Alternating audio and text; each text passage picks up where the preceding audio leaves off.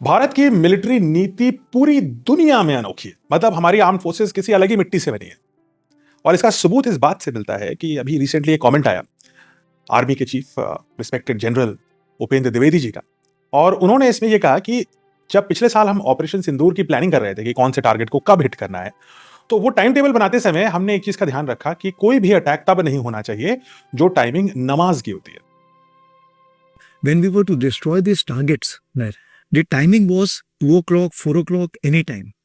But we made sure that when the people on the other side are going through that namaz prayer in the terrorist camp, we said this time will not touch.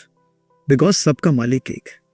And that's why we chose a time when we knew that it was not there. ये भारत की नीति है कि एक भीषण युद्ध जो आतंकवाद के खिलाफ उन्होंने नहीं सोचा था, लेकिन उसके बाद भी जो हमें नहीं मिला वो बुरा व्यवहार हम दूसरे को नहीं देते।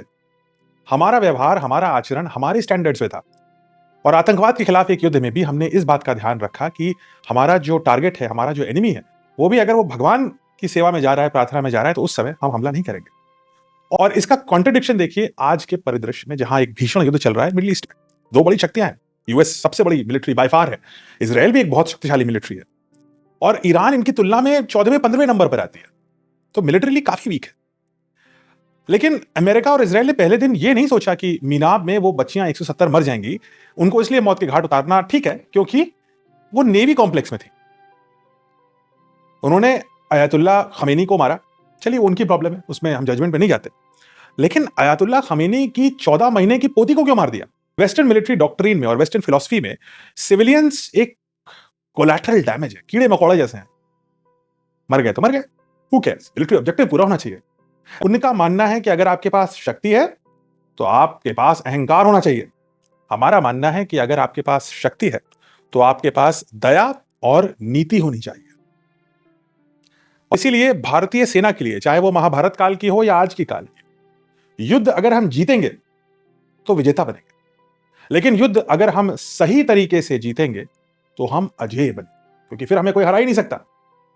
युद्ध लड़ते हैं हम फुल फोर्स से लड़ते हैं, बेस्ट वेपन से लड़ते हैं, बेस्ट टेक्नोलॉजी और बेस्ट सोल्जर्स के साथ लड़ते हैं। लेकिन युद्ध लड़ते समय हम निर्दयी नहीं बन जाते। युद्ध लड़ते समय जो हमारा दुश्मन है उसके भी ईश्वर और उसके भी प्रार्थना स्थल और उसकी प्रार्थना के शेड्यूल का हम ध्यान देते हैं। और इसीलिए भारत एक महान राष्ट्र नहीं, एक महान सभ्यता है। हम सब उसी सभ्यता का हिस्सा हैं। आपके डीएनए में भी वही भारत है जो मेरे डीएनए में है। इसलिए जय हिंद। अगर भारत की युद्ध नीति आपको पसंद आई तो कमेंट्स में जय हिंद जरूर लिखिए।